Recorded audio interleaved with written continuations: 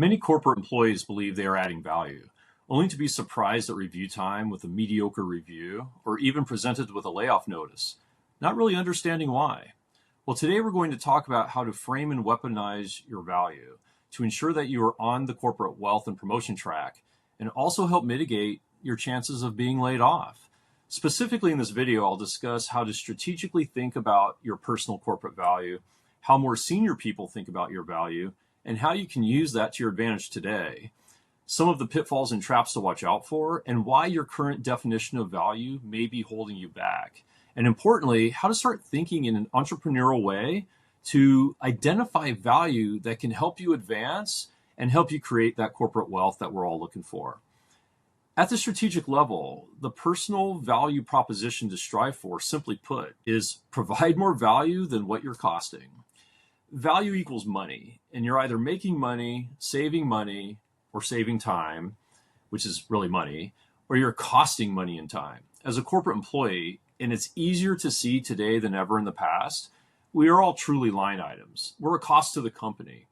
So the question is, are we providing more value than we cost? And if we are the right people seeing that value? We have no say in these rules of value and visibility, but you can weaponize them in the best way to ensure that you are, one, providing the right and accepted level of value, ideally at the next level, and that two, you get the right visibility for this value with the right people. You can't just assume that the value of your work will be understood or seen by the right people. And this is a huge pitfall that many people fall into. Oh, my manager will take care of it. Or of course they see the value that I'm doing.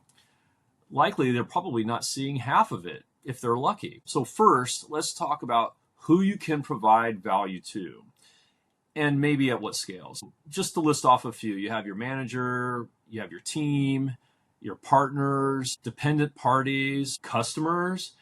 I talked in previous videos how you may not have direct impact on customers, particularly if you're more junior, and that's okay.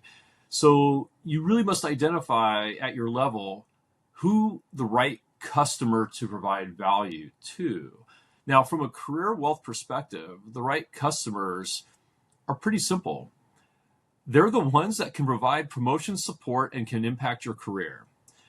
Now, don't think that's just a career statement, because the people that you're going to do that for, you're solving the problems that they're likely solving for the business. You're just expanding out your thought process on that a little bit. So generally, solving their problems are the business problems that they're concerned about.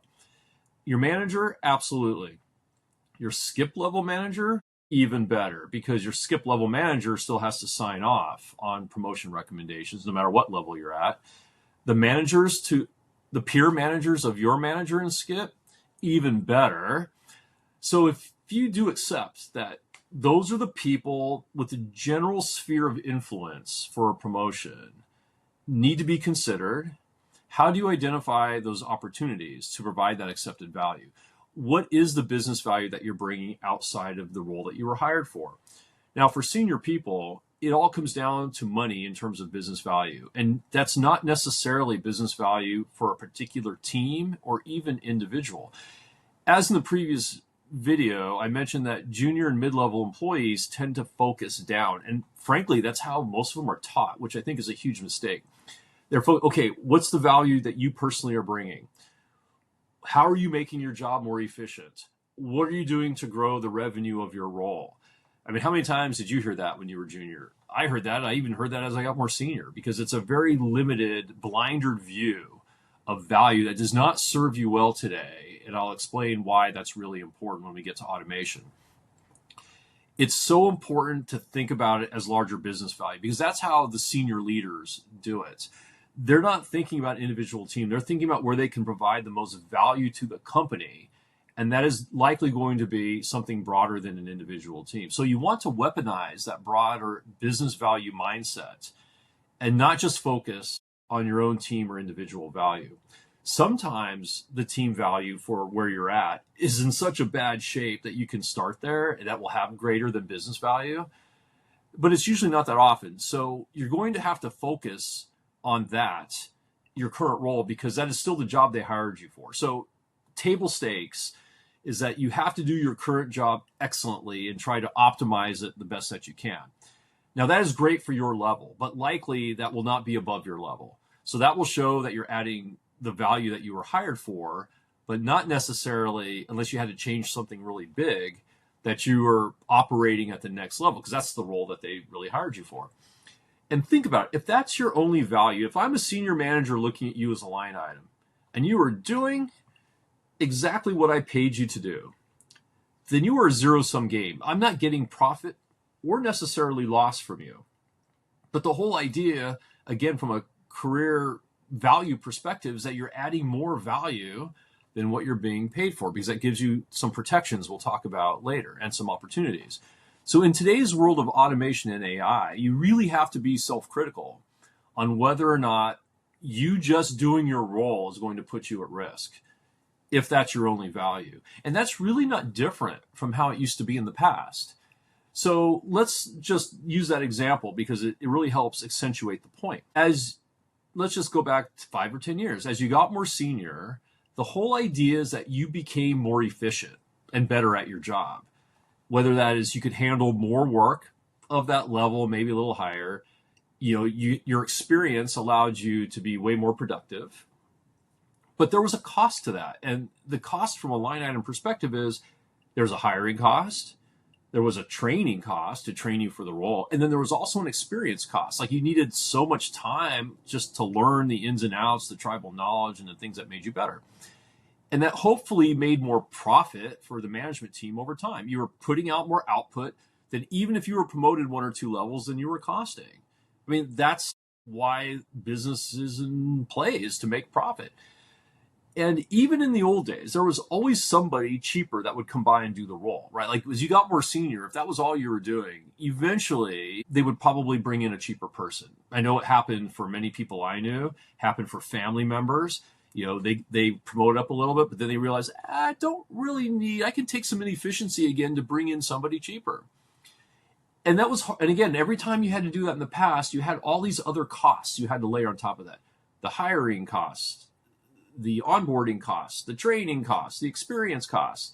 So getting profit took you a lot longer. You had to make more bets on individuals.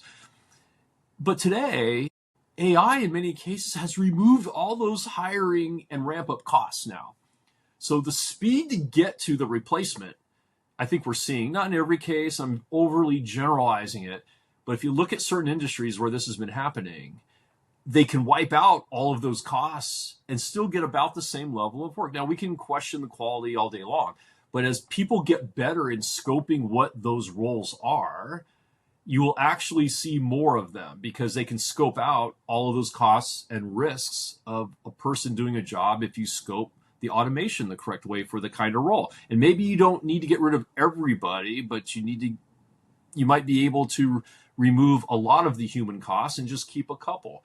So once those are removed, you really have to look at how do you mitigate your personal individual risk, no matter what job you're in, against that model where they are removing the hiring and ramp up costs for many different roles in many different technical and non-technical industries.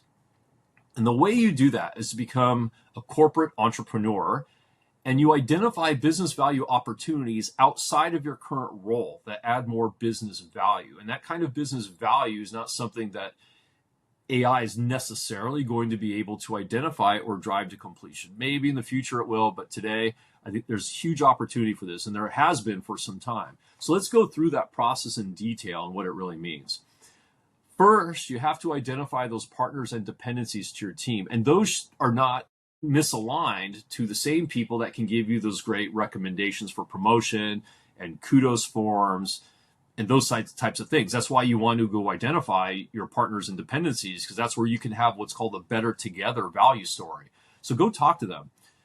They're easy to identify when you get on a new team, and go look to help them. Don't be that person that when you're new to a team and go meet your partner for the first time, you're asking what they can do for you. That happened to me all the time, and it really left a sour taste in my mouth when even the new exec comes to me and says, oh, by the way, my team's struggling with this, and can you help me with it? I'm like, one, I've probably been asked about that by your predecessor. So if I could do it, I would help you with it. But it just leaves a sour taste, like you were that person who's always asking for something from the minute you show up. So ask them the other question, which is, what are the things that you're having the most trouble with? Ideally, is it something that our teams are working on together where it's a huge pain for you that maybe I can help with? What's a pain of yours that I can help alleviate?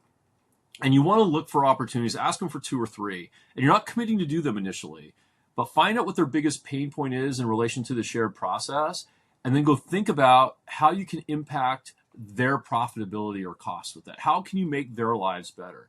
Now, again, you're not committing initially, but you're really empathizing, and you're looking for these opportunities where helping them will either help you both in hard metrics, where the project actually will reduce costs on your team, or what I call subjective cost, which is helping them to kind of build a relationship. And importantly with that is, how would they measure success? Like, ask them how they would measure success. Don't try to tell them. Like, if this worked for you, if this was better for you, how would you know it was better for you? And then try to take good notes where you can build that into the success metrics. Would it be that they're saving time, or they're saving money, or they can make the process more efficient? Even if it's subjectively, do they have people complaining that it's good? And how would you measure that? What does success look like? Ideally with data for time or money. That's the best way. And many individuals do not spend enough time on this step when they are talking to their partners to try to identify projects. Who's going to do what? How will you report the progress? Are there mid-project gates of success that we should look at? All of these types of projects, and I'm not getting into project management here too much, but success is usually 90% planning and then 10% execution. The better you plan these things, the easier they will be to execute and for everybody to be on the same page. So don't overly shortcut the planning process early on, but I'm also going to caution you not to do the full plan, but just enough to validate what success would look like. And how you track and provide the metrics is key to that. Does each side agree that if we got this project done, this is how we would measure success? Because then it becomes a shared win.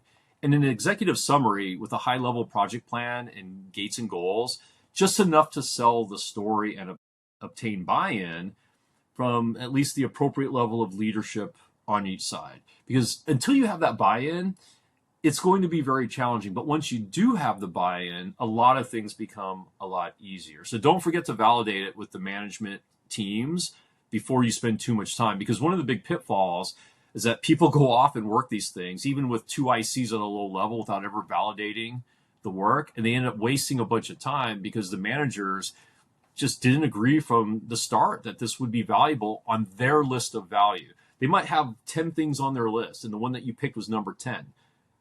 I wouldn't leave it to a random chance.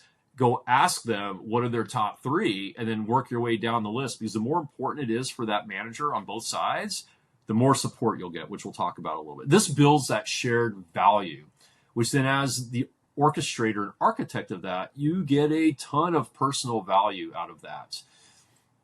And it's so key to build those supportive relationships.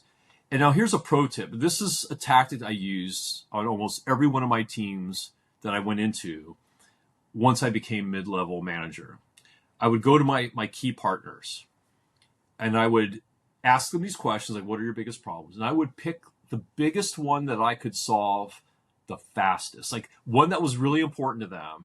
80% of the time, it was not even a problem that impacted my team. And people used to ask me, they would see me working on it on a weekend, I would send a report out, like, why are you working that? Like, there's nothing for your team on there.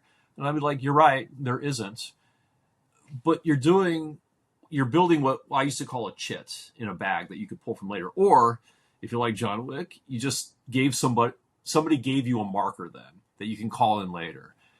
And this is something that you may have to do on your own time initially. I know I did it with every role, and it is extra work, but think about this as an entrepreneurial investment. And there's a great scene for us older people from The Godfather in the openings, and where he goes, someday, and that day may never come, I may call upon you for a favor, because he gave a guy a favor. Well, it works, and it works better than anything else you can do, because now the next time you go to that person and you really need something to help your team, they're going to be apt to help you. And if you help them with something and you didn't ask them to help you with the hard thing early on, well, if you helped them with something else that was a pain point to them, they will go out of their way to help you more, even if it's more work for them. after you've already shown that you were a partner helping them before you're asking for anything. It's one of the best tools I used in my latter part of my career to build relationships, build rapport, and really get some chits in my bag that I could call later. So that's an extremely important tool that I would suggest everybody look for opportunities to go do. Now, don't forget, these are the same people. Even if you do something for them that wasn't directly valuable to your team, you could ask them for a recommendation or a kudos form for your review.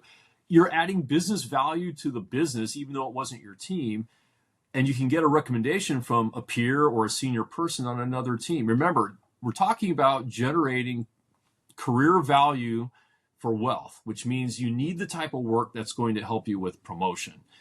And it also helps the business. So it's not just being solely self-serving, but it's a targeted way to go after value versus just taking shots in the dark with projects that you don't even know if they're going to help you towards promotion.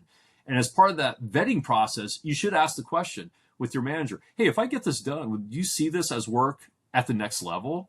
Most of the time it is, because you're having to negotiate across teams and gather resources across teams and align service metrics, but you do want to validate it if you can. And these people have no problem giving you recommendations if you've added that value as you've shown through the metrics that help them out. And at times, the value that you provide to this partner team, as I mentioned, it'll be more than for your own team. Now, your management can leverage this because now they are being great partners cross team. There's enough credit to go around. I think the challenge that I've seen is that people get very miserly with credit. And it's because people are worried that if you're working a project, you're not going to get the credit. But there's a very positive way you can deal with that, which we'll talk about in a couple of minutes. But giving your managers the ability to show that their teams are doing this work is also extremely valuable. Now, remember, if you do get your manager to buy in on the project, you can think of your manager as a tool and not a manager. I hate to say this, so any of my managers who may see this out there, you're nothing but a tool to me, just like I was nothing more than a line item to you. You're a tool that I wield to unblock situations where I'm blocked. And once you buy into my project, guess what? You have to support unblocking the tool. Now, I may have to convince you and do more.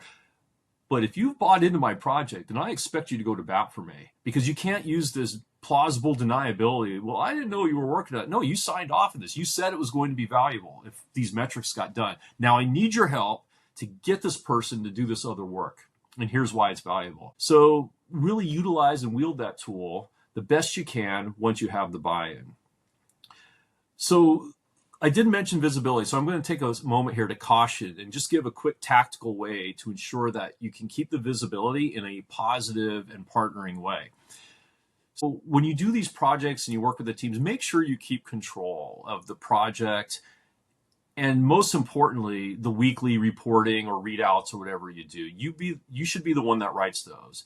And when you do write those, do give kudos out to people who've done great work. I've seen people try to hoard that, saying, well, if I say so-and-so did work, then, I'm not going to get credit for running the project. Well, yes, you do need to add your own value, and you don't necessarily need to call that out if you're writing the weekly report, but make sure it goes to all the managers that are involved, because again, that keeps the visibility, allows them to ask questions or get more information. A lot of times I've seen people with great projects not even do a weekly report.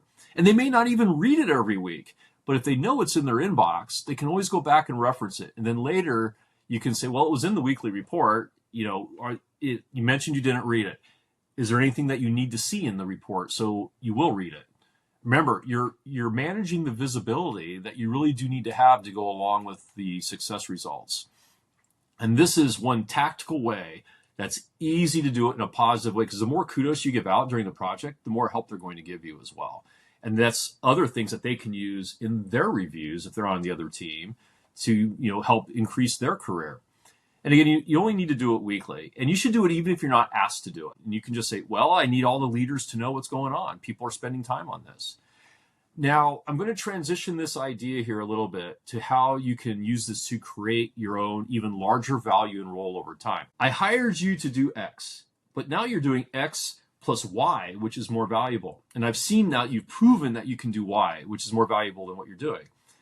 As that individual, you can ask now, saying, I want to do this other project or expand this one, but I have all this other work, which may be the work that you were hired for. which is, again, probably individual work that maybe could be automated over time. So you can ask to move that work off your plate or hire a junior person to take that work. Because again, from a profitability perspective, if you're delivering on these higher business value goals, they don't want you working this lower level work. Plus, you're operating at a higher level. So why are they'd be wasting resources, but a lot of people won't ask. And I've actually crafted my job to where I knew I would try to get rid of that work over time because it wasn't really valuable work, or some piece of my job was this stuff that's really not important, not at my level, has to get done. So how do I effectively use my manager as the tool to say, yeah, you're right, we need to slice this off of you because this is not valuable for you to do. We'll move it somewhere else, or you can go hire a person to do it. That is how you can create your own role and continue to add value. And now you are definitely operating at a higher level, which means that your promotion form that we talked about in the last video should become more robust. And then that's how you get to that promotion in a streamlined way. And that is one of the biggest ways to advance your earning potential, is by continuously growing your value, even in your own role, even when they're not asking you to do it, by self-identifying those issues, because that's what they look for vice presidents and higher to do, find those opportunities. So what you're really doing is doing this at a much lower level, which gives you a lot more opportunity. So the example that I have here is, for me personally, is my last role before I retired, was I had to collect a bunch of evidence from teams to validate compliance, engineering teams. And it was very inefficient when I started. I mean, the auditors would ask for things 2 or 3 times. The engineers were getting mad. They were wasting a lot of time. So I said, look, our number one goal for our team, which is a small team, is to make the engineers' lives easy when it comes to compliance. Or as easy as possible. We collect it once. You never have to ask for them again. They can plan their work. We will save them time, because their time is money. I don't even have to know how much they're paid per hour. But we saved thousands of hours. I didn't have to say many dollars. That's a lot of dollars.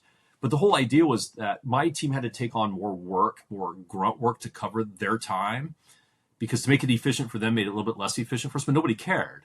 Nobody cared that my team was a little less efficient. They even gave me more people to deal with that initially, because their time was more important, and we scoped the metrics to make sure they were successful.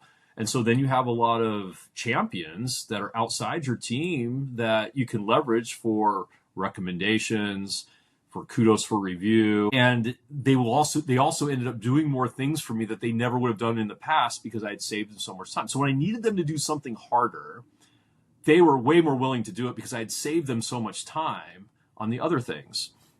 So really look at your partner teams on where you can help them be better from a business perspective, because that can be pure gold. And make sure that those managers actually agree that if you do, you obviously get the result that you're thinking will work, is going to be valuable to them.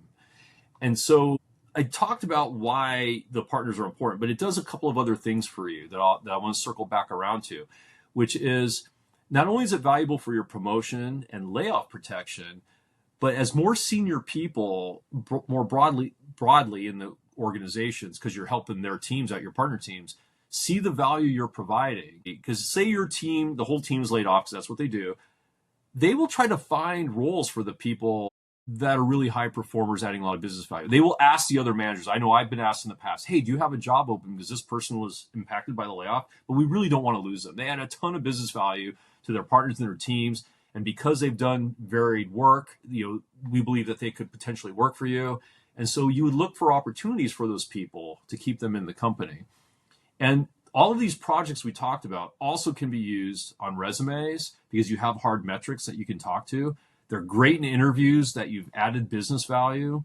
So they're usable in a lot of different areas when you actually then start delivering. And that happens quite often. So the example of training the AI model for your job that I'll use here is that if you're ever asked to train an AI model for your role, and if you really think about what you're doing beyond that role, and you're not really doing anything else, you probably know what's going to happen to your role. The world has changed when it comes to what value and the time it takes to replace the resource or the line item that's doing that work. But if you have that other value, as seen by other managers, your own leadership team, it really helps you. And ideally, as I talked about in episode 2, everything that we've talked about today will move you towards your promotion level, which which is what's expected as you get to senior level anyway. So you're already moving your way up the ladder. And then you create more wealth because the higher level you are in most companies, the more you're going to get paid. So that is what's really important, because at the VP level, everything's a profit or a loss, even the individuals. And then the time it takes to measure that profit or loss is really shrunk with the addition of AI and being able to build AI models to move through those training and hiring stages a lot more quickly and a lot more cheaply. The other reason it's really great to do this earlier in your career is because early in your career, you have a lot of opportunity to fail and learn without any real impact. If you were doing this at an earlier level, you don't have to worry so much about it not working out, because it's not really expected if you're more junior, even in some of the earlier mid-levels. You're flexing muscles that people want to see you do at senior level. Even though every entrepreneurial project may not pan out, what you're doing is you're learning. And yes, you will fail. I mean, everybody fails at this, even at more senior levels. You take different types of calculated risks, but the process is the same. But even if you fail, you're going to be seen as way more forward thinking than a lot of your peers, because you've already changed your mindset more towards business value. And you just don't have experience with some of the mechanics. You haven't been able to try it enough to learn the best way to influence another team. But just by the mere fact you're working on these projects, you will learn what works. You'll actually get more mentors because people will want to see you succeed. If you think about these projects that you've identified where there's two teams that want them to succeed, they're going to give you a lot of help. And if the more senior people in the projects, they're going to have more skin in the game to actually help train you or give you tips to help you get through it. And you will get a lot of kudos, even if you failed, for showing initiative, pushing yourself, understanding the difference between broad business value and individual business value, and you'll just get better at it over time. And as I said, you'll stand out from your peers, and even if you fail, you'll be seen as an entrepreneur who's really pushing to add more business value and therefore adding more profit to the company, which then will help you create your own career wealth more easily. Again, I'm going to talk about don't be complacent as a pitfall. Continuously push yourself to think about your broad value and what you can be doing. And if you can't think of anything that you're doing, then you need to go think of something and start going through this process. Because nowadays it's so quick when the AI train comes that you won't have a lot of time if you're not ahead of it to start. And you should also think about these projects. I know they're an investment, and sometimes I used to work on Sundays. Like, that was my thing, because that's where I could take these risks, because my day job is pretty busy. And people have to make their own decision about where they want their career to go until these projects can be brought into your day job. It's like diversifying your financial portfolio. The more of these projects that you do that you're successful in, then you are no longer a one-trick pony. Like, you're not just the job that you were hired to do in a zero-sum game at best. You're adding this broader value. So if that piece of your job goes, you want it to be the smallest piece of your portfolio. It's like people who say they don't have more than 5% of their wealth in any one investment. Well, why is your job the same thing? Your role is not your career. So if all of your eggs are in that one basket and you have no other opportunity to create value or wealth, it's a risky proposition if the AI market crash comes for that one piece of your role and that's all you do. So I highly suggest you take a look and self-reflect and write them out. Like, what are these other value areas that you have? And if not, start down the path of identifying some opportunities. Because in the end, to create the corporate wealth that you really want to have from the earnings potential side, this is a great way to really put yourself on the promotion track for that. So if you have any questions or topics you'd like to see or anything more in depth on these, please leave a comment and ask below. Otherwise, we'll see you in the next video.